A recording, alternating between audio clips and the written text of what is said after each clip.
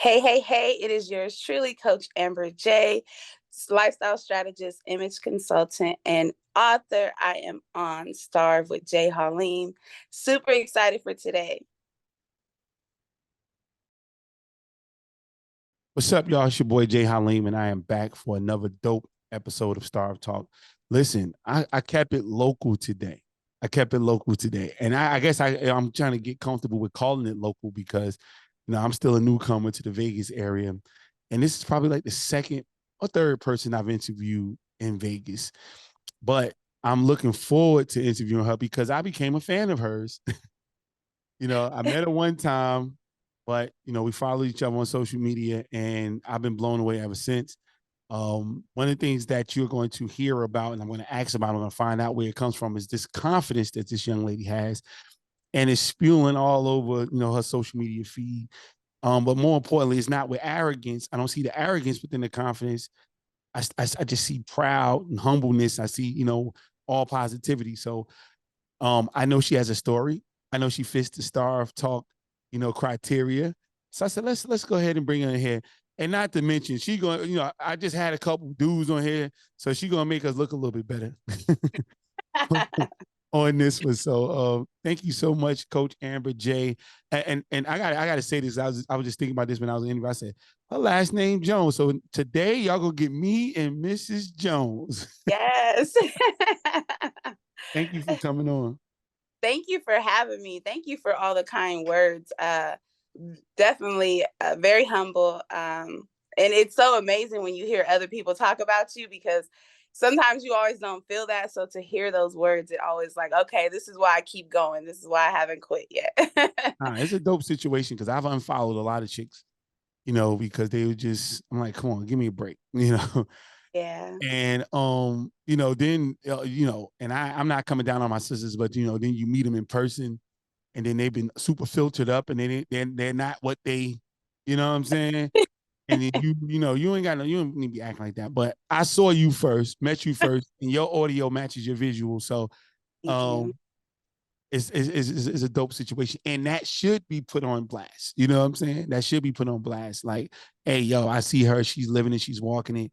It don't just look like what it like on social media. She's actually conducting herself in the same manner out in the street. So we should talk about that and shout from the rooftops. And that's my job to do so. I love that. Thank you. And you know what? That's so true, especially right now, because social media, you get to become whoever you want to become, right? Especially now with these AI. Someone sent me a picture of myself with the AI filter. I was like, who is that? Like, It that's not sucks. me. Wow. But it is. It's all about matching your talk, and being who you say you are on and off social media and what keeps you relevant. Like when you know who you are, no one can tell you who you're not. And a lot of people don't know who they are. So they're trying to become what people tell them they should become. So I live and walk my talk. I do the work and I encourage other people to do the work to have that same freedom. That's amazing too. And you lead me right into my first question or the first opportunity. I want you to introduce yourself. I introduce you by name, but nobody can tell you who you are in your quick, version of your background. Where you come from? How did you get not just started in business, but in life? How's your life start? So interesting. I am actually, I was raised in Fresno, California, which is a small, crazy city in, I would say Central California, closer to Northern California. Not born and raised there, but raised there. That's kind of where all my rooting came from. Relocated to Las Vegas. But how I got started, I was implanted into a place that was foreign to me and I never felt like I fit in. So I just at a very young age went on a search to find like where are my roots at, because this is not who I am, this is not where I came from.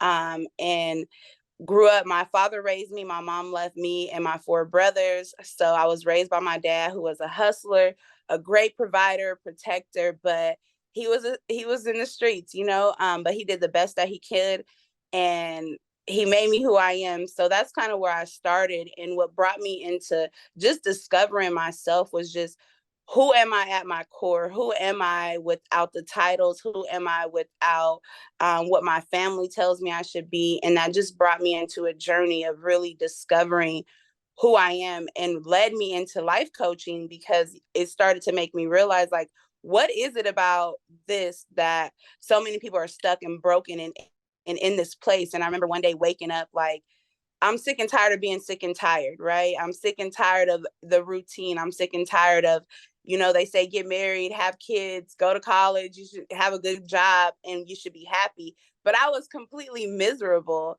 And so I knew that there was more to my life than that. And that led me into finding my purpose, and finding my purpose led me into coaching. So, It's funny, yeah. you talk about your dad was a hustler. And I imagine that. So you're the only girl and you have 4 brothers. Yes.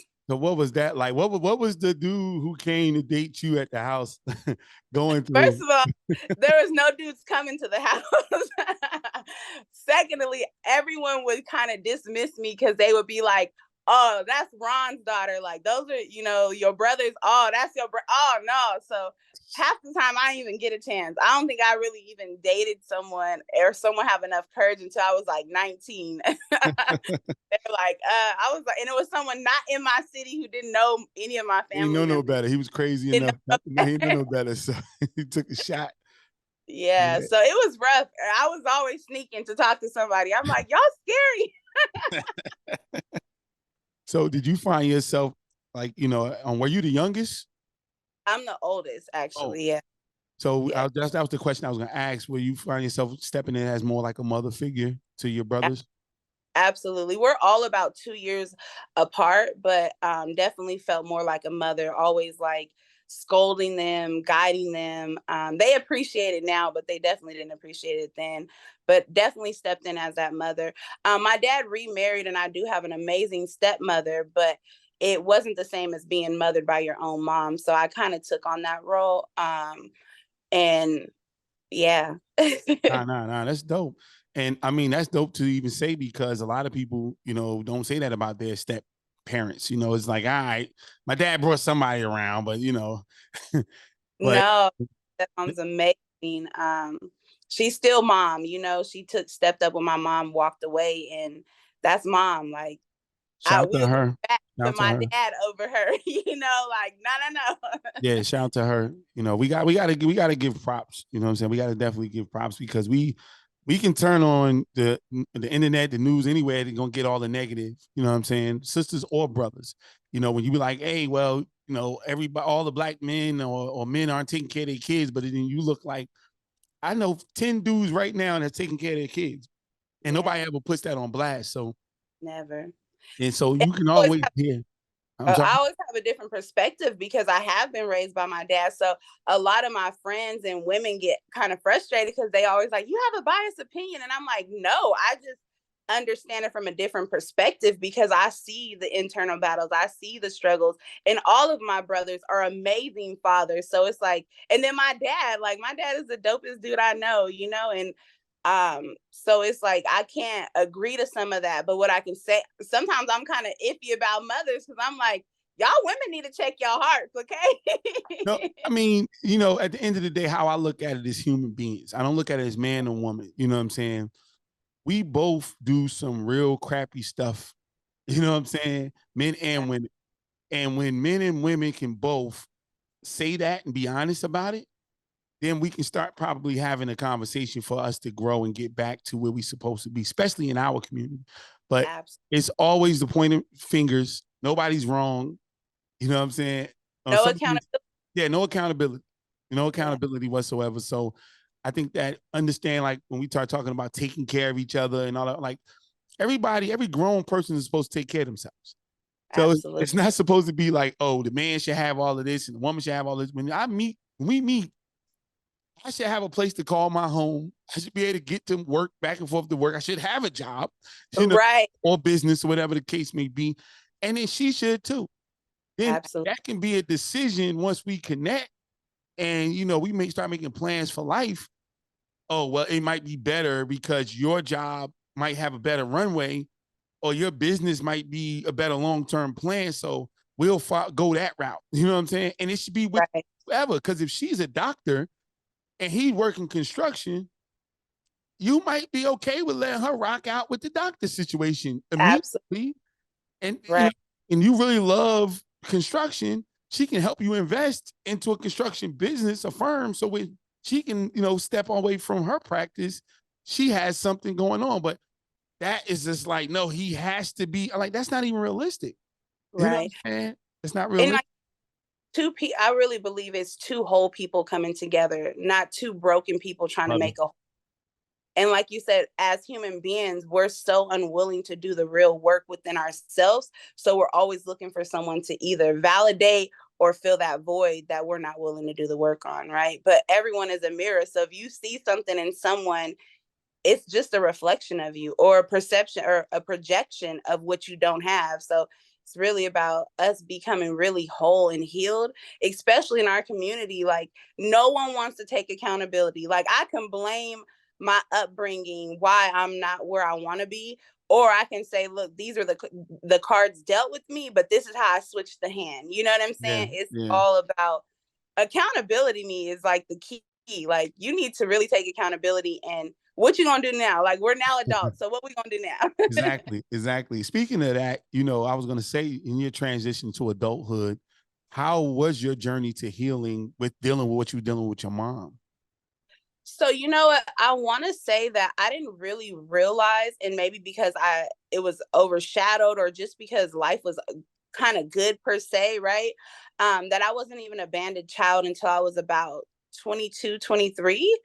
And that was kind of after my mom passed away. I realized, like, dang, my mom left and never came back, right?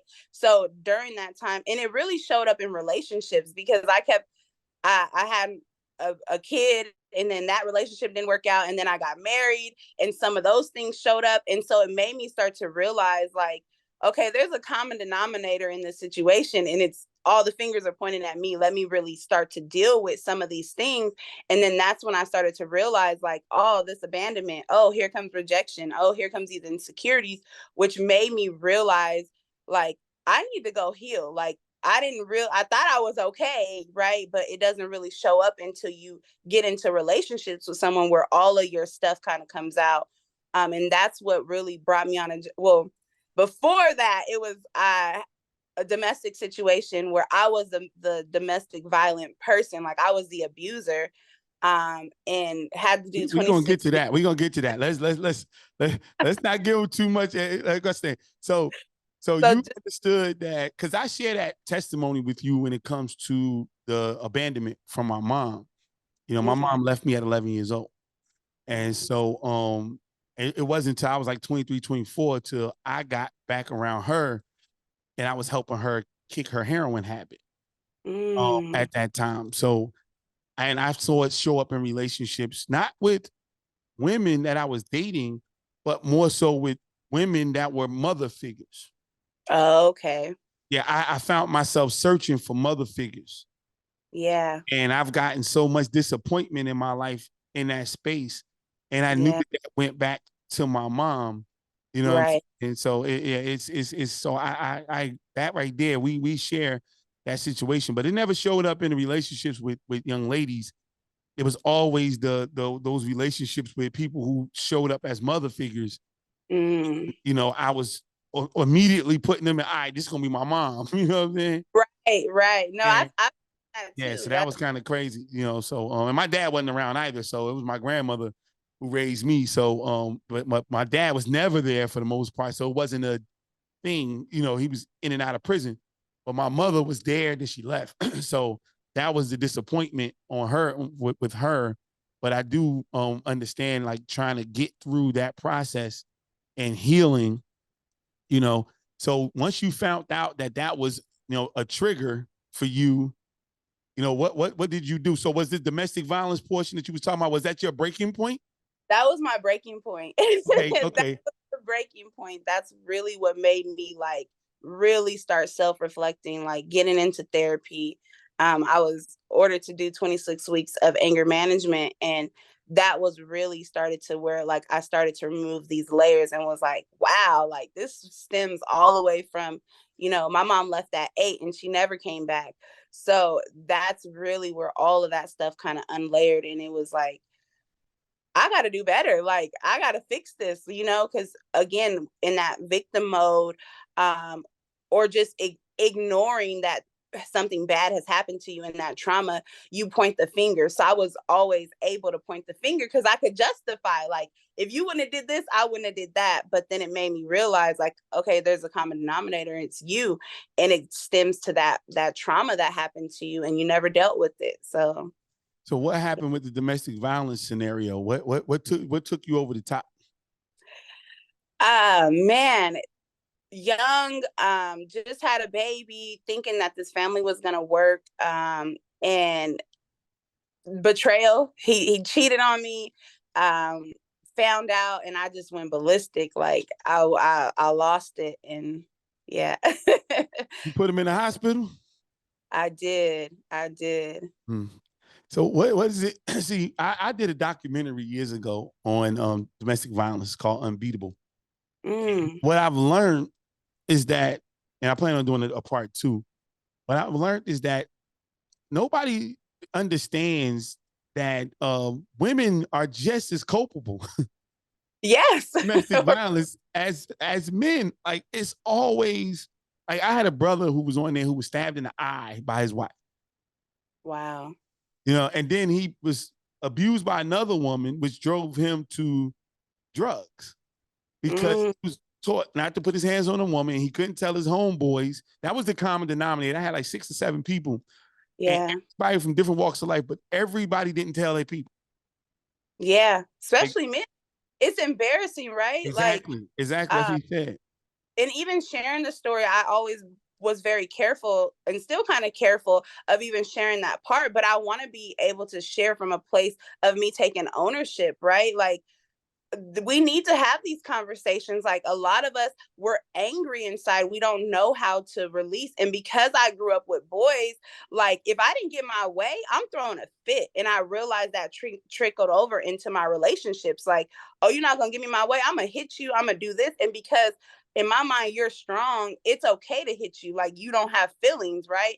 And so I had to unlearn a lot of those belief systems that I grew up with, and also be take ownership. Like, just because someone tells you no doesn't mean they have to do it, you know what I mean? Or just because it's not working in your way don't mean you can physically force someone and get away with getting something. And so those are a lot of things that I learned and have to share. Like, women, and I even see it in young kids, you can see it really young. I have also 3 sons that I'm raising, but you see little girls, they'll just hit a little boy and think, now if my son hits you back, you're gonna be upset.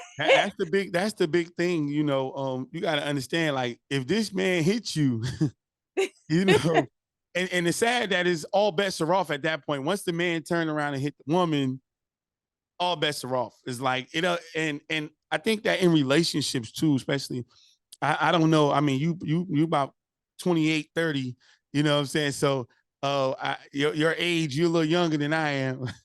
But and Thanks, I'm not that young though. nah, I'm messing with you. But growing up, you know, it was a thing like where the sisters was taught to be aggressive with us, and it was okay, and to deal with their, especially the cheating portion, you know. Yeah, And we'll yeah, get to that because as both of us being coaches, I've just learned so much about that. Is so much littler than, you know, a lot of our sisters was put. Like they put that at, hey, I don't care. He can be doing anything as long as he don't cheat on me. yeah. Right, And right. I'm sitting there like, yeah, he can lay on the couch and not feed you, not go out, get no money and take care of you, beat you up, do everything long as he don't cheat on you. You know what Yeah. I mean? So that was the trigger for you to damn near kill a dude, you know? Yes, yes. And you hear it so often, but a lot of times, again, why would someone cheat? Why is someone staying in a situation? Like, there's so many questions that lead up to that person cheating. And for me, it was a trigger because, like I said, even though my dad was married, he had an amazing woman, he wasn't a great man. And I seen that. So I was like, you ain't gonna never cheat on me. You ain't gonna never treat me like this. Like, if What do you mean by thinking, great man? oh, Go. can you hear? Yeah, I can hear. I said, what do you mean by great man? Elaborate on that. Well, like a great man, meaning like he's a provider, he's a protector, we have home, we have safety, but there was a lot of things that he was missing emotionally, or mainly emotionally, and faithfulness and loyalty. Like, his character wasn't as great as the perception of him. So you said he wasn't, because what you said was, you said that he wasn't a great man, and I know you didn't mean that holistically, but far as in the relationship space, in a relationship. he wasn't a great man to his to your mom, your bonus Right. mom, and so that category, you categorize that because he cheated on her. Yes. Yes. So did you ever think, because you said your dad was a hustler, did you think that that was pertaining to the lifestyle? Well, and now I realize that in the back end, but that was my thing. Like, I got a man that was completely opposite, where I thought was opposite of my father, because he wasn't a hustler, he wasn't in the streets. So I was like, oh, I'm getting a good man because he doesn't do these things. So it's just like all of these false perceptions and ideologies that I created in my mind. Even saying like he's a great man, well, does that take away him being a great man because he slipped up and cheated? You know what I mean? Like, Yeah. all of these titles and ideologies that I created in my mind were all really false, because it was all trying to just protect myself from what I seen, Yeah. you know? Yeah. And so once you got out of that situation, did you make amends with the gentleman? I did. I don't know how much, I mean, I don't know how much he forgives me, but I have constantly tried to make amends. And um, what I realized though is, on this journey of healing, you can't always go back and fix the thing, but you can always forgive, release, and let them know that you forgive them, but you can't force them to feel the same way about you. Yeah. Yeah. So you had 3 boys. Yes. How was that? I mean, you had to, so you had 4 boys growing up. And 3 sons. Now you got 3 boys now. How is that journey? What's the ages? What's the age group? So I have a 17, 12, and 11-year-old. Okay. Okay. Yeah. That's wow. So Yeah. the last two. The last two I think are better than the first one, because my first one, it was trial and error. you know, he got a lot of my brokenness, but thankfully I was able to kind of uh, He fix grew that up a with little. you. He grew up with you. Yes, he grew up with me. So now he's at 17. I get to see the fruit of even my change, and when I change, I can see what I implemented in him. And my younger two, I would have to say, my younger two are solid. Like, they got the whole version of me. So, not that I'm completely whole, but they Yeah. got a better version of The me. spoiled rotten, probably. Actually, no. I do implement, like, you gotta work, not work for, but you gotta, a man who don't work don't eat. So you gotta put in some work to get some of these things. Mamas do boys. Hey, yeah, mamas do a number on boys. You know. And I So, seen that. So, like, my brothers didn't have to leave at 18. So I'm like, oh, you're not gonna be like my brothers getting no. I'm gonna make you a decent man. yeah, But kick them out, but make sure they can come back. yes, yes.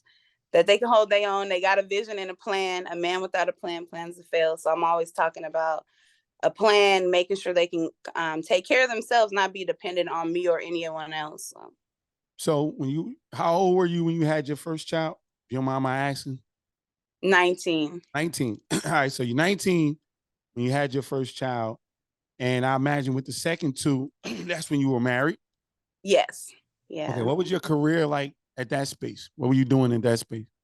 So in that space, I was doing property management, and it was actually after my last son that I had that wake up call. Like, okay, I'm married, I have these kids, like, life is decent, but I was still empty, and that's kind of when I had that epiphany of, like, I'm sick and tired of being sick and tired. And even my marriage, like, I'm married because that's what you're supposed to do, right? You And didn't so like we're him?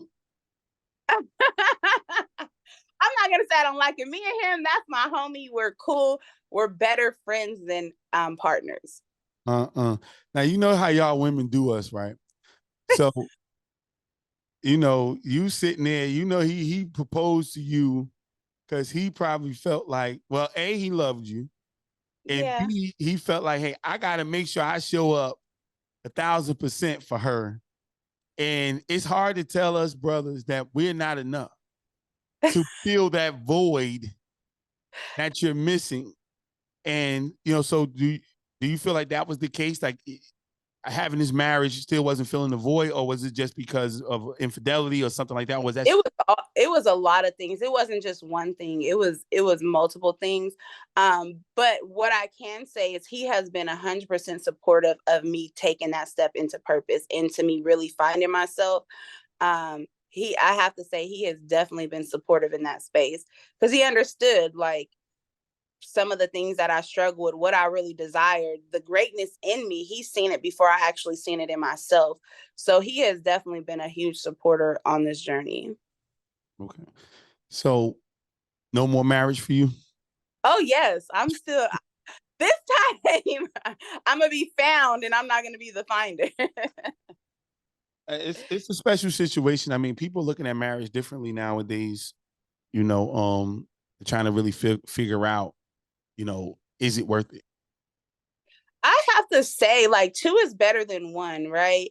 On so many levels, and having someone that you can partner with, someone that shares the same visions and belief systems and understanding of you, like that's something that you can't replace. And we need one another. And that's one of the things, like, I took a long time to like really find myself after being divorced and really healing. But I realized like two is better than one. Like, I need my partner. I want my, Bonnie and Clyde situation. Like, I'm still open for love.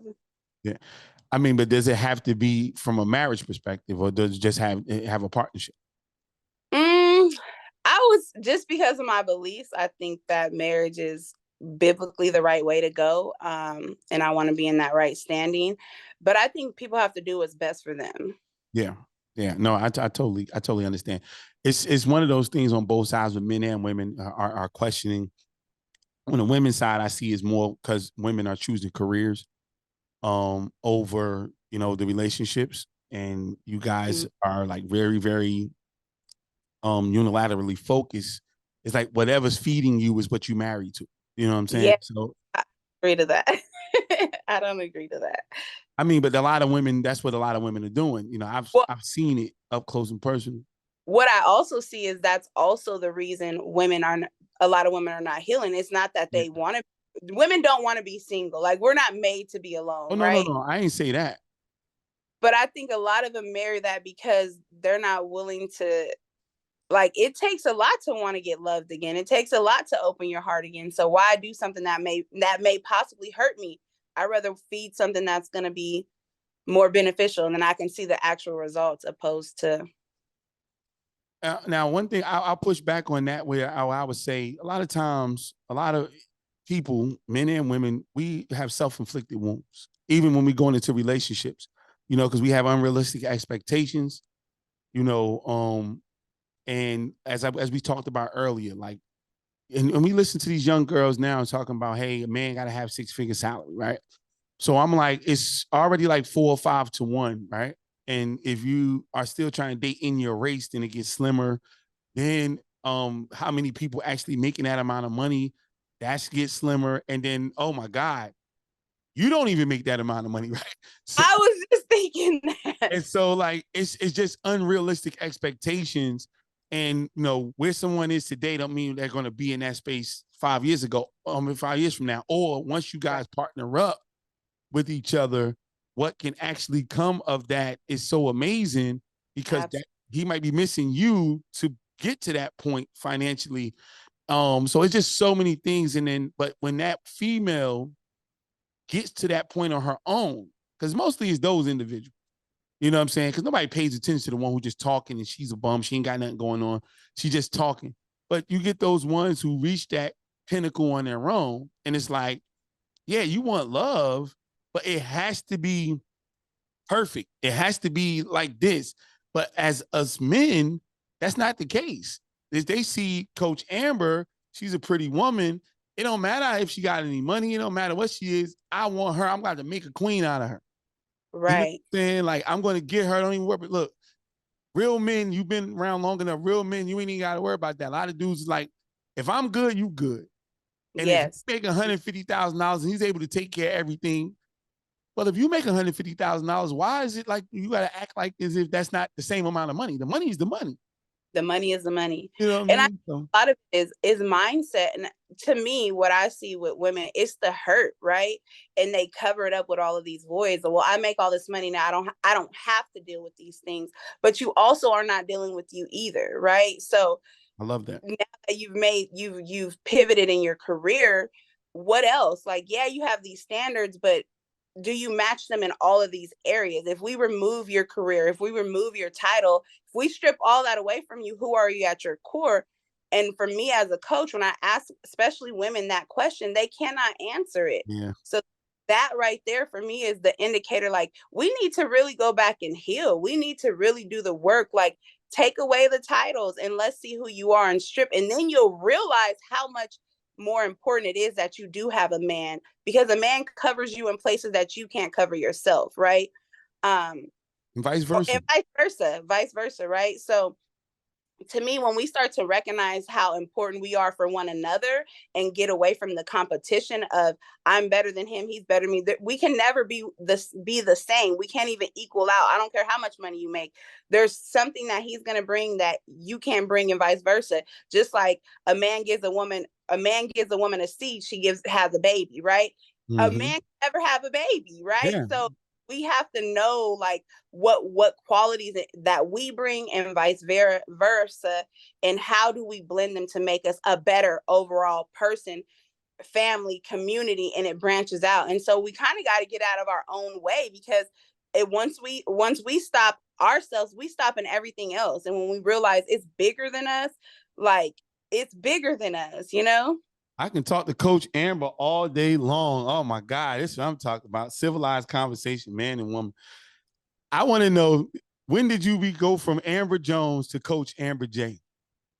Whew, I want to say 2016 is when I stepped into CoachAmberJ. Yeah, 2016. I moved to Vegas, relocated, started this whole new journey, and I found coaching. And 2016, I went full fledged. So how was the transition? How was that transition? Whew, that was the scariest part of my life, because I thought I came here. I worked in property management for many years, so I thought, I'm coming here, I'm going to go back into property management, I'm going to get my real estate license, all of these things, and God had different plans for me, and took me into coaching. So coaching was definitely different. I'm the first probably entrepreneur in my family. I'm the first one that's going against the grain, like. Dad's an So entrepreneur. Dad was an entrepreneur. right. So I guess it's in me. This is a different Come type on, of pops. Pops, entrepreneur. hey, gotta give pops. Hey, Disqualify him. exactly. Well, legal entrepreneur. Hey, some of that stuff legal now. So he was You ahead of the right. curve. He was ahead of the curve. Yeah. So it was just definitely different. I was in a new city, coming to Vegas, had no idea or understanding about business, didn't go to college for any of that. So the transition was hard, but the reward has been so much more better than the sacrifice. So tell me about your first client. Who was my first? Wow, my first client. I mean, trying to get that first client, finally getting that first Okay. client and the results. I mean, I don't need to know, no confidential stuff, but just the process, being a coach is, first of all, deciding to be a life coach, you know. So I Um, first started with really just doing workshops, and okay. I gave away a lot of coaching for free. But my first paid client had so many transformational breakthroughs in our session. And at that time, I think I was doing like 60 days for like $497 or something. So I got a paid in full $500 client and so many breakthroughs. Her business elevated. She started running her business like a business, stepped into her CEO position, showing up like the boss. It was such a great feeling, and it was really reaffirming to myself, like, oh, I really have something that works. Like, these things I'm sharing with people really do work if you put them into action. So it was a great feeling. But finding her, it was first just putting myself out there. I was doing like Facebook Lives, and I was like going to every networking event. I started doing workshops, and just really putting myself out there, giving a lot away of a lot of free information. Yeah, yeah, and that's crazy because a lot of people don't get that. You know, it's always like I want, and I don't Mhm. even call it that anymore. I mean, that's what it is technically, giving away free information. and free workshops, but it's just an investment. Right. So I Right. tell people that all the time. I'm like, okay, so you want to make 6 figures, but you won't give away $10,000 to make 100,000. I'm like, so Right. you're not paying for the website. You don't want to pay for no trainings. You don't want to go nothing. You don't want to give away no trainings. You just want people to give you money, and you haven't put anything. And that's why, like I say, you gotta give dad props because I come from his school too, and Okay. we learn. Hey, look, I don't have no entrepreneurs in my family, and I learned everything I learned on the curve, like Right. literally. And I put that on one of my Facebook posts a couple months ago. I said from the curb to the I said from the classroom to the curb to the courthouse to the corner office. Mm. You know what I'm Wow. saying? Because that was Wow. me. Now I wasn't, nobody who I was like hurting people. I was a school dude. I went to school, played basketball, but I was on that curb. I was Right. on that curb the whole time through school, college, and what's call it. I got in trouble. But school got me out of trouble. Every time I Right. was in my situation where I could have went away for a long time. Hey, he's in school. He's doing this. He's doing that, and they was able to work out something. So, but that was how I made my money from 13 to 25. So, and so I get it. I learned business from that. Right. So, Right. and it's real, it's still real business, no matter how much you put it on social media, no matter how much you try to fake it, it's still like we had to buy our product and then go out there and sell it. We had to spend money to make money, even the advertisements of what you wore. You know what I'm saying? The car you Yeah. drove, Are all you? that stuff was advertisement for your business. You know what I'm Yeah. saying? And so it's the same situation that's going on with regular business. I want to say for me, you just said something that's like, oh, that makes sense because I was the daughter of a hustler. I didn't have to hustle. So I'm like, why these people ain't paying me? Why are they not giving me no money? Because I just be like, dad, you know what I mean? I didn't have to work for it. So going into entrepreneurship, it gave me a different grind. It shifted my mindset. And like you said, not only was I giving away information, I was investing in myself. Like I was in every workshop. I was going into different coaching. Like I constantly am educating myself because I want to know more. And the more I know, the more I understand, the more I can give it away. And that's the thing. I think a lot of people, they just want to get paid. They just want to have money, but you don't have no substance. You don't have the qualifications. You don't even have no true transformation, right? Yeah. And so that was a learning curve for me there because I'm like, well, I'm giving this information, they should just pay me, right? But it didn't work that way. No, but that's your testimonials though. You know what I mean? Because Yeah. once you get out into the marketplace and you can tell, and a bunch of people can say, like I just posted literally, because again, we do the same thing. I posted on Facebook a couple of testimonials that I recently got. Like that's important. You know what I mean? Like people gotta actually have some real life experience with you and saying, hey, I actually invested in her or spent, and even just spending time with you was investing in you. Absolutely. Listening to you and trying what you told them to do is investing in you because they could have listened to somebody else. It's 100 other people in their ear. But when Yeah. I heard what Coach Jay said, or Right. Coach Amber J said, "Hey, we good." You know what I'm saying? Like, and I did this, and now my business is this way. It don't matter what they paid you. That's saying, look, it's 10 people that just told you they listened to me, and they got was, I'm gonna need that $500, and you Right. have to stand on. So you were building your platform with that, so it makes Yeah. sense. Yeah. And I didn't realize that again, like a lot of it was trial and error transitioning into business. But I'm so grateful for those trials because they made me so much better and they've definitely so if you don't have no skin in the game, it's really hard to believe all these gurus and gurus now because it's like I'm gonna teach you how to get 6 figures. It's like, come on, I don't know what ebook you finna give that's gonna give that much information to give you 6 figures in a week. Like, Yeah, not real. yeah, that's the same ones like you can get you a 700 credit score in a month, and it's just all of the stuff that just be going on. I'm like, and without ever paying your bills too, like so, like Right, right. you will never have to pay another collection. Don't pay a collection, you'll get it. Like, come on, man. Work is work, and the work has to be done no matter what. Even on social media, you got to be spending money. You know what I'm saying? In order to actually get it, because if you got 5,000 followers, then you don't need them. So they know that you got a mini media situation, but they're not gonna let you see them people. They're not gonna let them see your content because they know if all 5,000 people get your stuff, you can just pipe them into your website and never had to come back. Exactly. Exactly. So it's a hustle.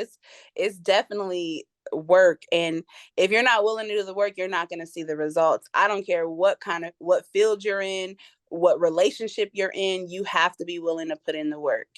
7 years later, 7 years later. what Yeah. what what what would you say, when your greatest reward of doing this work in 7 years?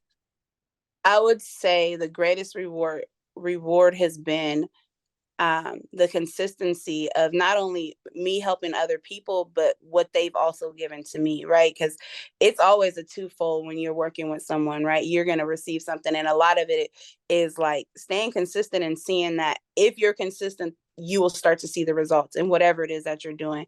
And me staying consistent, I'm seeing the transformations of lives I've impacted. I'm seeing my life being impacted, my kids' life being impacted. And so that's been the greatest reward is like this consistency, all of these trials, all of these sacrifices, they're paying off because I see them now. I'm seeing my fruits. So as a coach, you do a lot of, pouring into individuals. So where does Coach Amber J go to refill her cup? So I have several things set up. I truly believe like if you're a coach and you don't have a coach, I don't know how much I can trust you, right? Also a therapist, like who's feeding you as you're pouring out. It's so big to me. So having a coach, I have a coach, I have a therapist. I also do a lot of self-care. Like I have a day just for me that's in my schedule. A lot of self-love, self-care for myself, making sure I'm staying full, making sure I'm tapping in, making sure I'm constantly staying educated. So I schedule these things into myself so that I'm constantly being poured into and people get the overflow and they don't get the empty version of me. I love it. I love it. 7 years. What's different between the life coaching in 2016 and now in 2023? I want to say the biggest difference is the confidence I have knowing that I'm called to be a coach, right? Like we can have the title, but knowing that this is your purpose and this is your calling is so different. And so when I started in 2016, one, I didn't even believe that I was qualified. So just the belief in myself, knowing that this is who I am, this is what I have been called to do. This is more than just a title, it's my purpose. So I would definitely say the confidence in who I am as a coach. And what about the business itself? Like in the business of being a life coach, what's the difference? What are some of the things that's better now, easier? What's harder now because of we had the pandemic, just business just changing. So I would say on the business aspect, the beginning, I would say it was better because I had a immature fire. So I did all of the things that you needed to Oh, I do. love that. Opposed to now, I'm like, I don't want to do that. I've done that Oh, I already. love that. um, on the other side of it, the financial freedom and just the time freedom I have now. Before I was also working a job. So now I don't work a job, I full-time coach. So just the time freedom, the financial freedom I have is so much greater now. But I wish I had that same fire in the beginning because I was like, I'm going here, I'm doing this, I'm everywhere, I'm on everything. I was putting 100%. I don't know where I had the energy at before, but Nah, yeah. I really love that. I mean, I literally stinking love that phrase because I got in my third book, I have something said, you don't have to create another thing. And because we find ourselves when we're not being successful immediately at the thing that we're doing, we create something else because we want to keep having that fire that you said. Like, and in beginning of things make you have that fire. You're like, oh, okay, let me do this. I'm gonna post way more now. I'm gonna go to certain thing to talk about this new thing. And then you get a response. You get the response of a new person. You know what I mean? Like now they just know, oh, that's Coach Amber, as opposed to, oh, you coaching? Oh my God, tell me about that. Like, Yeah. that they're not doing that no more. So it's very, very tough and you're probably never going to get that back. When Right. I graduated college, of course, I'm being a felon. I couldn't get a job. And I started a cleaning business, and I was very successful with it. And people always kept asking me, "Are you gonna go back into the cleaning business?" I'm like, "Yo, I just remember putting buffers in the back of my Dodge and driving like for like 2 hours in certain places. I did a lot of retail work, and I'm like, Oh, I can never do that now. I like if I like no, I'm not doing that. Like right, if I ever did that, I would have to have everything lined up from the door, right. and I don't feel like going through all of that. Like so, what you do in that moment is special, and you hope that you can bottle it up and take it with you for something else. But that's how you get to know where you really feel, a way about what you're doing because it's authentic. You can't, Yeah, when you say something dope, you wish you was recording it because right. Because you don't say it yeah, again, because you or you it knew doesn't that come came out from the somewhere else. You know what I'm saying? Like, did somebody catch that? Damn. Yeah, so yeah, it's like one of those things. So that's why I said I love that you said it like that. You put it like that. I never put it that way. That's something like that immature fire, yeah, immature fire. Like, yeah, man, people see it in you, man. They see you glowing about this business, and you're like, oh man, yeah. Now you like, look, you ain't on my calendar. Something to do. And honestly, I want to say that one thing, like when that fire seems to, like, my light seems to dim a little bit, like that's why that recharge is so important. That self care is so important because once you're full and its purpose, like when I want to quit coaching because of the business aspect of it, I'll get a client or someone will reach out and I'll be like, all right, here we go. Let's do it again. You know what I Yeah, mean? It's like you said, it's different when it's your purpose or when it's just the business part of it. So the business part is not my favorite part. I'll be like, I just want to coach people. I don't want to market. I don't want to talk to people. I don't want to go meet the people. Right. But when you have that client and you see the transformation or you share something and you see their results, it's like, all right, I'm gonna keep going. All nah, right, I got, and that's something that has fueled me through these 7 years is the transformation, the people. Like, I know I have something inside of me and my experience to help someone else get through this. So I got to keep sharing. I got to keep giving. I got to keep doing. yeah, it's a dope situation. And I see it in you. When I look at your posts, I see that you enjoy doing what you do, and it's a special scenario dealing with people. Very, And I very. don't do as much on the life side as I would like to. I do way more business, and I'm full time. I do business coaching full time, and even in that space, you still. That's why I call my lifestyle coaching because Mhm. entrepreneurship is a lifestyle. And I It try to is. tell people that, like you gotta live this thing. It's no real work-life balance. Now I have kids, my kids, it just is what it is. They just know what it is and they've assimilated to it. Right. They've assimilated to it. So teaching them about that lifestyle thing and seeing them grow, oh my God, it's an amazing feeling, and it can make you jump off the ledge. Like, all right, nah, I'm not. I was going to jump away and leave this thing alone, but Right. I'm nah. You know what? Because I helped you, I can help somebody else.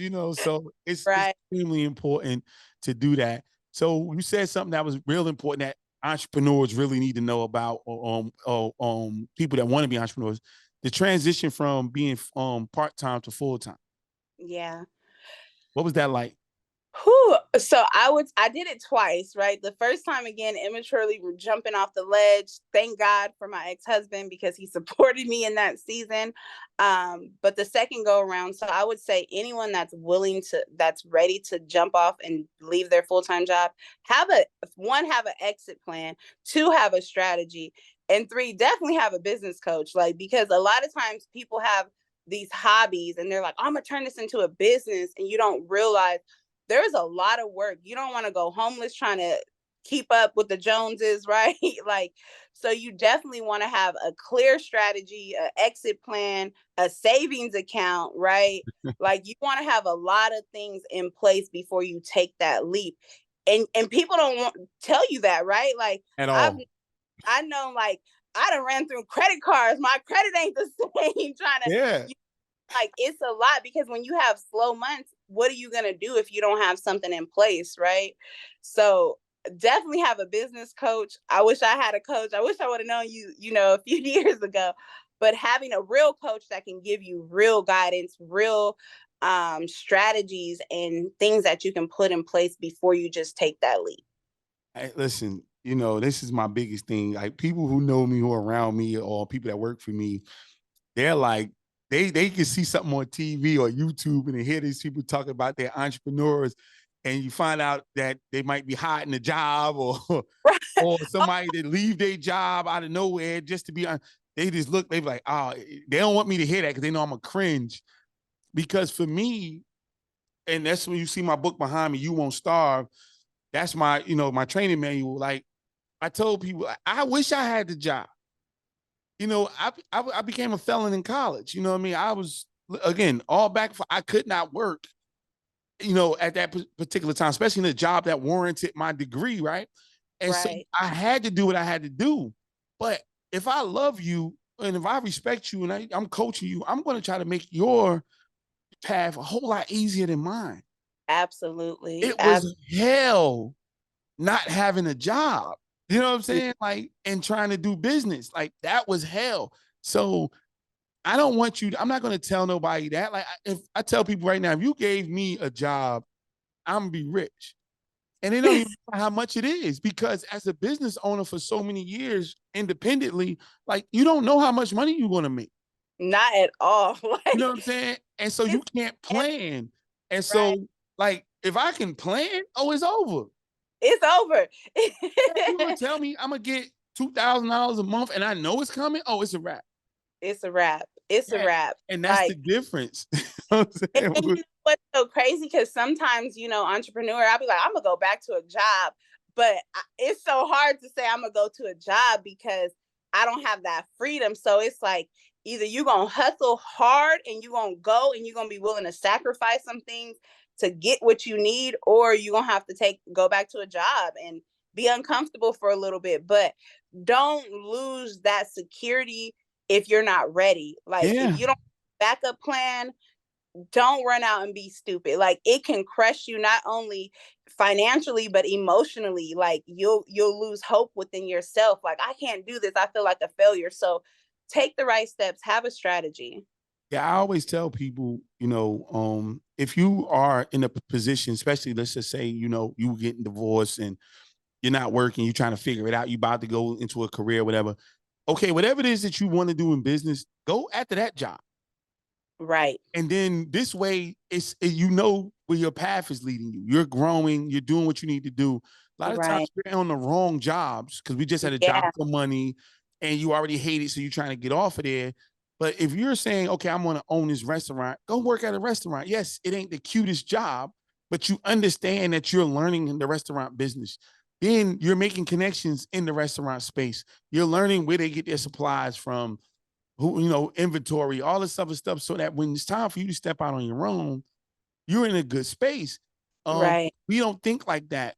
And then I always tell them, you know, give yourself a year from the Yeah. time that you say I want to leave a year from that, because your Yeah. business has cycles, and you have to understand what the cycles of your business looks like. Right. But see, those are so important factors that people, especially these guru coaches, right?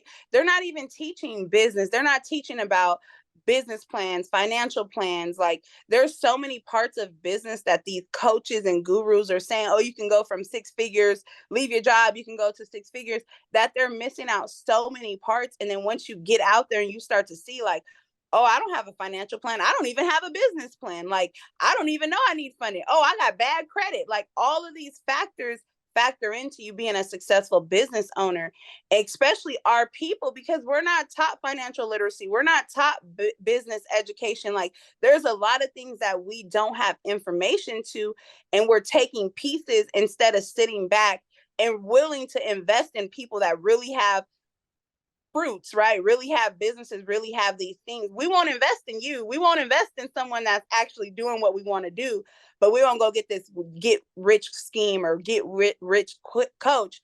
So it's really important. Like invest. I've spent so much money. I would have to say over the last 7 years, I've had to say I've spent over at least $100,000 in investing in coaches and programs and different things because I wanted to be better. Sometimes I didn't get the better people. Sometimes it was a bad investment, but I was willing to do that. I was willing to invest in myself. That's 15 grand a year, or a little over 15 grand a year. You see what I'm saying? Like, we should be willing to spend 15 grand a year in our business. You know what I'm saying? So like, if you're not willing to spend that type of money, if you don't have a $500 budget that you're spending on advertisement and marketing yourself, you're playing yourself.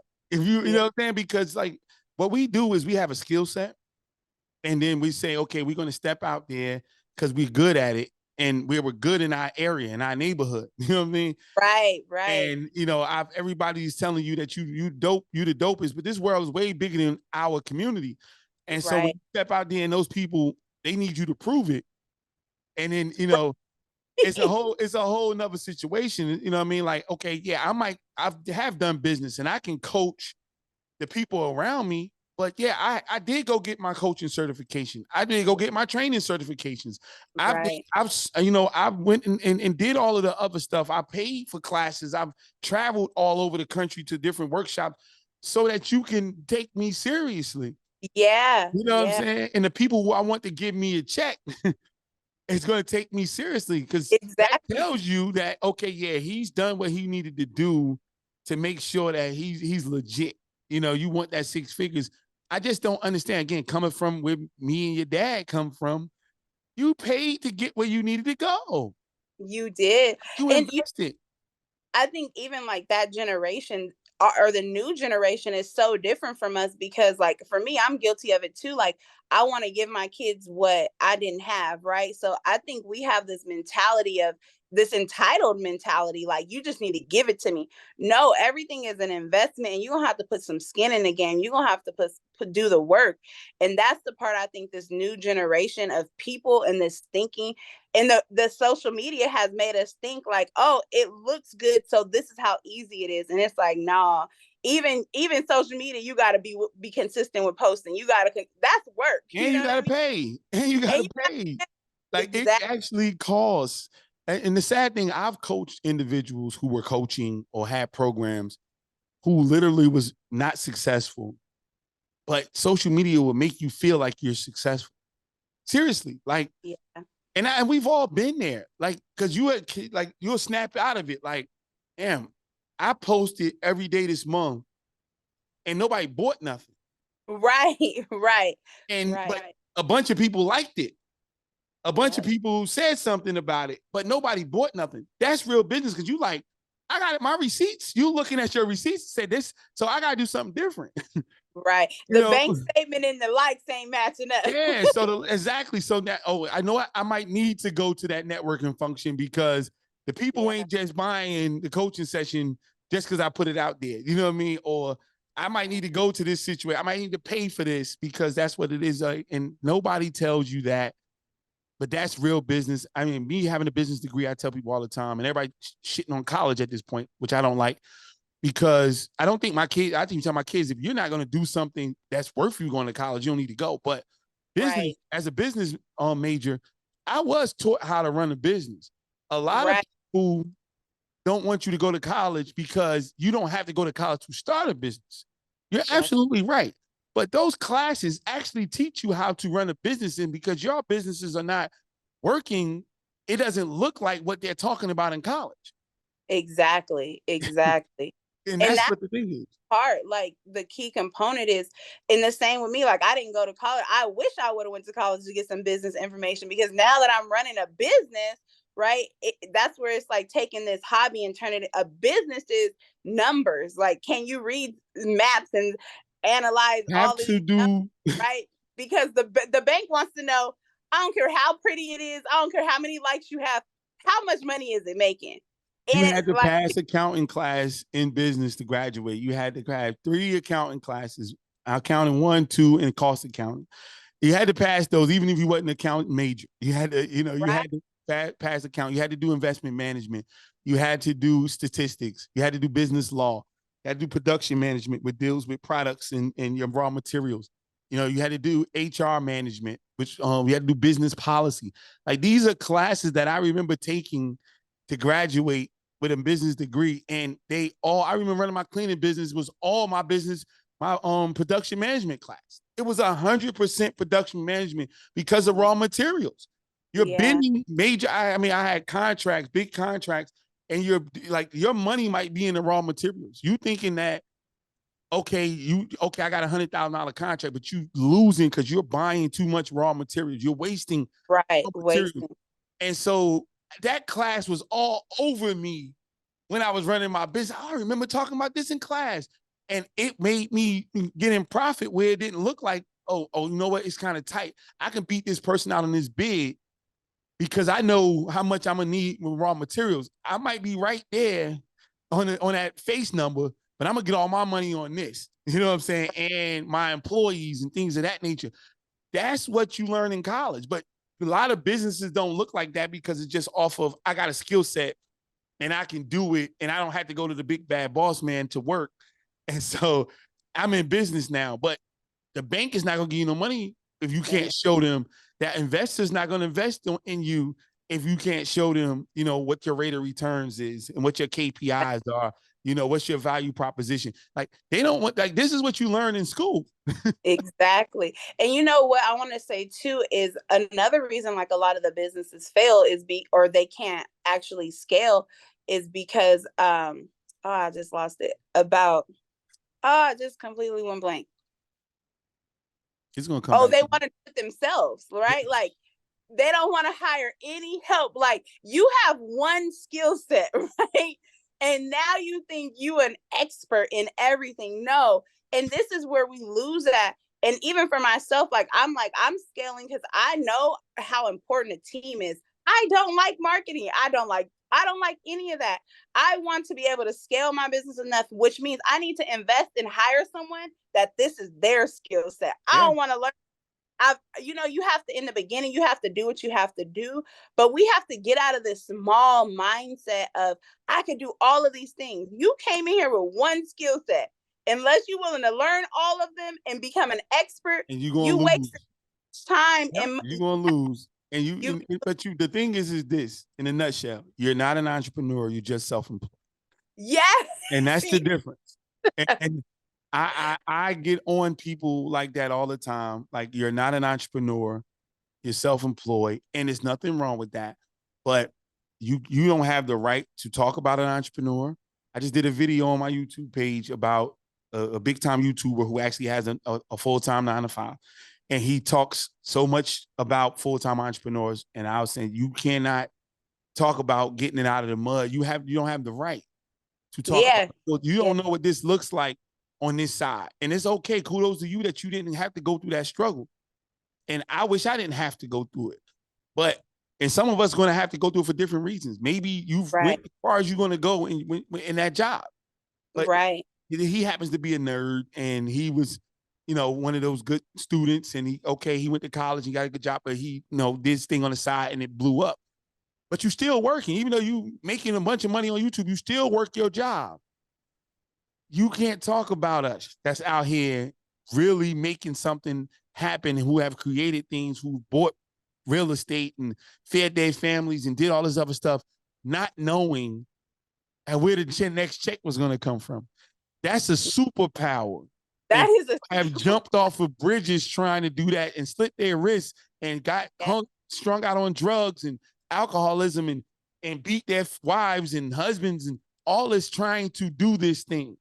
Yeah. Yeah. So you don't have the right to self-employed individuals, those type of individuals, the jobpreneurs, like y'all don't have the right to speak on this situation. You know what I'm saying? That's why it was important that I wanted to talk to you about that space, because you a lot of people making it like more commonplace now.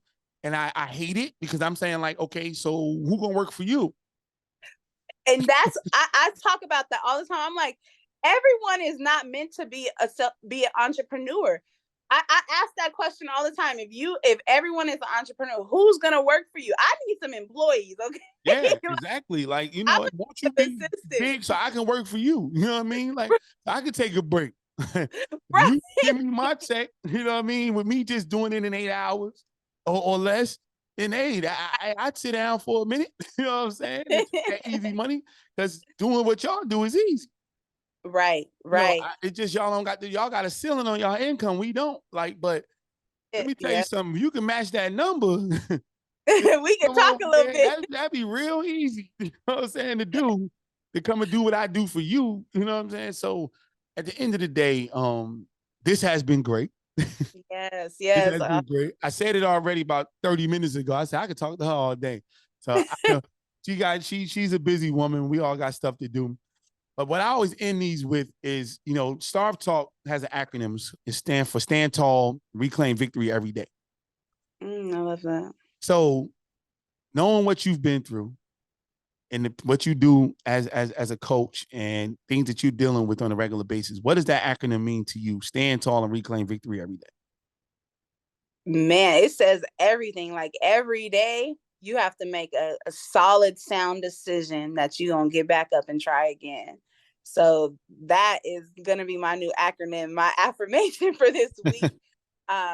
Because it's a decision and you have to make this decision over and over and over, right? And so I would say make a decision and stand on it. Like starve your distractions, starve your fears, starve your doubts, and whatever decision you make, stand on that and choose it every single day. And sometimes it's moment by moment, but when you make that decision, when you make up, like today's the day I'm going to be a millionaire, today's I'm going to be great. Yeah. You got to that and starve everything else outside of that vision and that decision.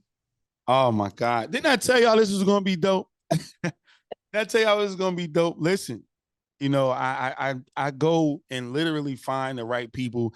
I've been doing this for a long time. My other show was called In the Studio with Jay Halim. But when I created Starve Talk, it was because I wanted to specifically talk to a certain type of person. I didn't want to just talk to anybody. If you don't know what this walk and this journey is to going through these hardships and coming out of it, this is not the show for you. Yeah. This is not the platform for you because we have to tell our testimony. And we talked about Bible, it's biblical. They say that we overcome by our testimony. And not just by our own, but the testimony of other individuals that we hear. And there's so many stories that's not being told because they're not a celebrity. And there's some people that's doing superhuman things that you just don't know their name. Only thing that makes celebrities that more people know who you are than the other person, but they don't make them more important. Oh, come on. You need to see somebody that look like you, live where you live, walk through the same journeys you walk, and let them tell you that they overcame and that they make it. And that's going to make it a little bit easier for you to say, you know what? If she can do it, I can do it. If he can do it, I can do it. And then the beautiful thing of it is that you might can touch that person and they can help you along the way because you might hear Beyonce's story and never be able to get a chance to talk to her. And you might hear Jay-Z's story and you never be able to get a chance to talk to them. But you can talk to Amber J. You can talk to Jay Holly. You can talk to the people that's been on Starve Talk and get some information from them. Learn what it is that you need to do so you don't have to go through the situation. Because if we're real good people, we don't want you to go through any hardships, especially that we went through. Because a lot of times we went through hell enough that we wouldn't even wish it on our worst enemy. Not at all. And so this is what this platform has been created for. So in that spirit, let everybody know how they can find you on social media, book you for a coaching session, strategy session, all that good stuff. Well, first off, thank you so much. This was so good. But you can find me on CoachAmberJ Everything or Amber Jones. You can go to my website, CoachAmberJ.com, book a free 30-minute discovery call. See if we're a good fit. See if you're in a place where you're sick and tired and you're ready to make that next step into your purpose. And all social media, Amber Jones. So thank you so much. It's been a pleasure. No problem. No problem. I told you I was going to be for this hour. It was me and Mrs. Jones. I can carry a tune today. I don't know what's going on. Okay. But no, thank you so much for blessing me with some of your time. This is, I definitely enjoyed it. You guys, y'all know where to find us. IWon'tStarve.com. Go to the YouTube page at Starve Talk. Go on there, subscribe, click the notification bell. You will see people like her. She's upgraded us. She look a lot better than me. So go ahead and go check her out and see what's up. And yeah, man, I am Jay Halim on all my social media platforms. Go ahead and get on there, get some merchandise. Go to jhalim.com, jhalimapparel.com. Get all the clothing that we have up there. And hey, rock with everything that we're doing. Next week we're gonna have somebody just as good. I don't know. It's gonna be hard to top this. No, I'm coach bias. Right. But I be fighting for my coaches, man, because people be thinking that we're not needed, and we are. We are definitely essential to business success. And if people are telling you otherwise, they are lying to you, you know, or they're not paying their coach. They're getting free Yeah. coaching. And so they're not appreciating that coach. But we are essential to business and life success. So get you a coach, you know what I mean? And hey, thank you so much again. Y'all know how to find us. Stay connected. See you next time.